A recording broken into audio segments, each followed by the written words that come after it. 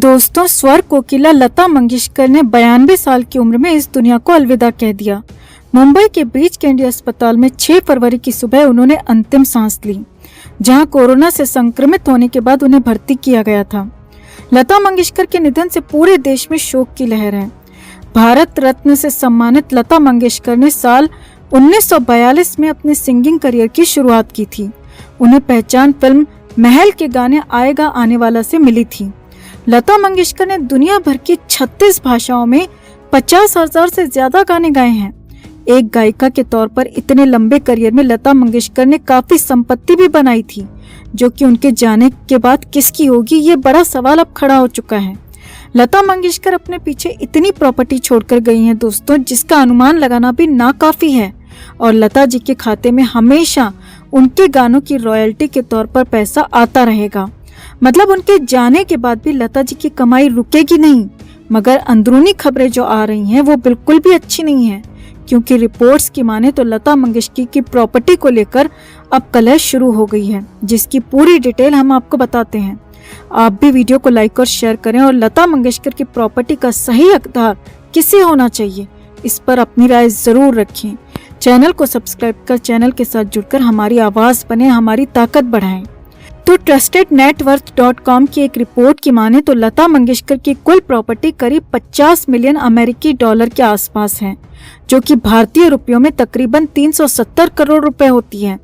ये तो वो प्रॉपर्टी है जो कि लता जी ने अपनी गायकी से कमाई। इसके अलावा लता जी की अधिकांश कमाई उनके गानों की रॉयल्टी और उनके निवेश से आती है, जो कि उनके जाने के बाद भी जारी रहेगी।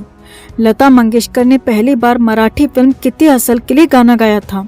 हालांकि उनका पहला गाना कभी रिलीज नहीं हुआ। कहा जाता है कि लता मंगेशकर की पहली कमाई केवल 25 रुपए थी, लेकिन अपने अंत तक वो करोड़ों की संपत्ति की मालिक बन चुकी थी, जो कि उनकी बेजोड़ मेहनत का नतीजा था।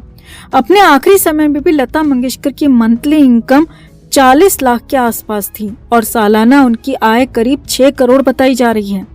ये कमाई वो कमाई है जो कि वो बिना गाए कमा रही थी।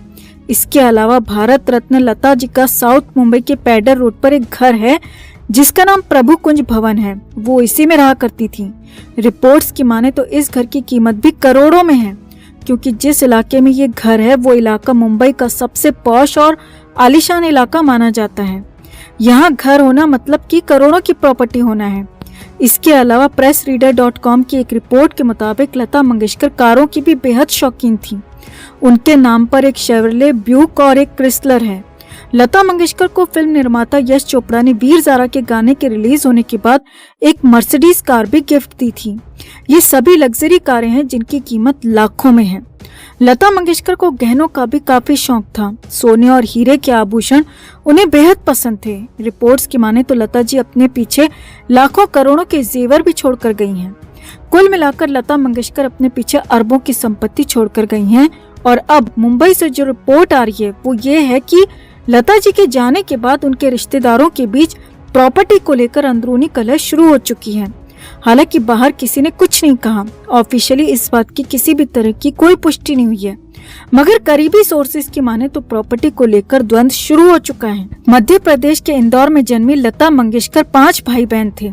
तीनों बहनें आशा भोसले, मीना खड़ेलकर और उषा मंगेशकर और एक भाई हृदयनाथ मंगेशकर। आशा भोसले तो खुद अरबों की संपत्ति की मालिक हैं और उनकी पहचान बताने की जरूरत नहीं है कि वो कितनी बड़ी गायिका हैं। लता मंगेशकर के भाई हृदयनाथ मंगेशकर भी म्यूजिशियन हैं और वो भी लाखों करोड़ों की संपत्ति के मालिक हैं। बाकी दोनों बहनें भी प्लेबैक सिंगिंग और कंपोजर के तौर पर जानी जाती हैं। मतलब ऐसा नहीं है कि किसी के पास भी पैसे की कोई कमी है। सब अपनी अपनी मेहनत से काफी मात्रा में प्रसिद्धि और पैसा दोनों हासिल कर चुके हैं, मगर फिर भी जो खबरें आ रही हैं वो वाकई में दिल तोड़ने वाली हैं। अब ये तो सभी जानते हैं कि लता मंगेशकर ने आजीवन शादी नहीं की थी। ऐसे में उनके पीछे उनकी बहनें, उनके भाई और उनके परिवार ही हैं। लता जी के निधन के बाद उनको मुखाग्नि भी उनके भाई हृदयनाथ मंगेशकर और भतीजे ने दी थी। तो माना जा रहा है कि वो ही लता दीदी की संपत्ति के हकदार बन सकते हैं, मगर इसे लेकर कोई आधिकारिक जानकारी अभी तक सामने नहीं आई है। वैसे कानून के जानकारों की माने तो हो सकता है कि लता मंगेशकर किसी तरह की विल भी बनाकर गई हों, और अगर वसीयतनामा वो बनाकर गई हैं तो उसी के आधार पर उनकी प्रॉपर्टी की दशा और दिशा दोनों तय होंगी। अब लता दीदी को गए महज कुछ दिन ही हुए हैं। संगीत की दुनिया में सूनापन आ चुका है। ऐसे में उनकी प्रॉपर्टी को लेकर आ रही कलह की खबरें वाकई में दिल चीर देने वाली हैं। जहां पूरा विश्व लता जी के निधन को संगीत जगत के लिए त्रासदी की तरह देख रहा है, ऐसे में सिर्फ संपत्ति के लिए विवाद होना बिल्कुल भी अच्छा नहीं है। ये सब देखकर बहुत दुख होता है दोस्तों कि जैसे मानो जो चला गया उसकी कोई कीमत ही ना हो, और जो वो पीछे छोड़ गया सब उसी को हथियाने, उसी को हड़पने में लग जाते हैं। जाने वाले को 2 दिन में भूल जाते हैं। शायद यही दुनिया का दस्तूर है। वैसे आपको क्या लगता है दोस्तों, जहां एक तरफ संगीत जगत में सूनापन और खालीपन आ चुका है, वहां ऐसा विवाद कितना सही है और कितना गलत, और असल में किसे होना चाहिए लता दीदी की संपत्ति का असली मालिक? आप भी अपनी राय कमेंट में जरूर रखें और वीडियो को लाइक और शेयर कर अपना प्यार और सपोर्ट भी जरूर दिखाएं। लता मंगेशकर के निधन के बाद कई अनसुने किस्से लोगों के जहन में उनकी याद ताजा कर रहे हैं। इनमें से एक वाक्य हम आज आपको बताने जा रहे हैं। अगर कोई लता मंगेशकर की किसी भी चीज की बहुत तारीफ कर देता था तो लता वो चीज उसे दे देती थी। उन दिनों फिल्म महल बन रही थी। फिल्म के एक गाने के लिए हुई बैठक में गीतकार नक्शाब ने लता की चमचमाती नई कलम की बहुत तारीफ की। लीजिए, इसे आप रख लीजिए, ये कहते हुए लता ने ये कलम उन्हें थमा दी थी। लेकिन लता भूल गयी कि उस कलम पर उनका नाम खुदा हुआ था। उन्हें बिल्कुल इल्म नहीं था कि इस गीतकार का इरादा कुछ और है। नक्शाब ने लता के नाम वाली कलम फिल्म इंडस्ट्री में सबको दिखानी शुरू कर दी कि उन दोनों के बीच कुछ चल रहा है। लता ने इस मामले में चुप रहना ही ठीक समझा, क्योंकि वो जानती थी कि अगर वो उन्हें झूठा साबित करने की कोशिश करेंगी तो बवाल और बढ़ेगा और लोग मजा लेंगे। एक और रिकॉर्डिंग में नक्शाब फिर से टकराए। वो ये जताने को डेस्परेट थे कि लता उनके प्यार में पड़ गई हैं। इसीलिए रिकॉर्डिंग शुरू होने के बाद वो बीच बीच में उनके बूथ में घुस जाते थे और उनसे डूबकर गाने पर जोर देते थे। इन लाइनों में इतनी मोहब्बत भर दो कि ऐसा लगे कि तुम अपने प्रेमी के सामने बिना शर्त समर्पण कर रही हो। लता ने यहाँ भी अपना गुस्सा पी लिया था, लेकिन उस दिन तो हद हो गई जब ये गीतकार अचानक लता के घर पहुँच गए। लता अपने नाना चौक वाले घर के अहाते में बहनों के साथ खेल रही थी। उस समय वो महज हंसती खेलती किशोरी ही थी। इस बारे में बात करते हुए लता जी ने बताया था, अगर मैं अकेली होती तो उनके आने से दिक्कत में पड़ सकती थी, लेकिन अपनी बहनों के सामने मैं उस चिपकू आदमी से एक शब्द भी नहीं सुनना चाहती थी।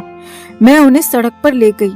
गुस्से में साड़ी का पल्लू कमर में खोसते हुए मैंने पूछा कि मेरी इजाजत के बिना मेरे घर आने की उनकी हिम्मत कैसे हुई। मैंने उन्हें धमकाया, अगर मैंने दोबारा तुम्हें यहाँ देखा तो तुम्हारे टुकड़े टुकड़े करके इस गटर में फेंक दूंगी। ये मत भूलना कि मैं एक मराठा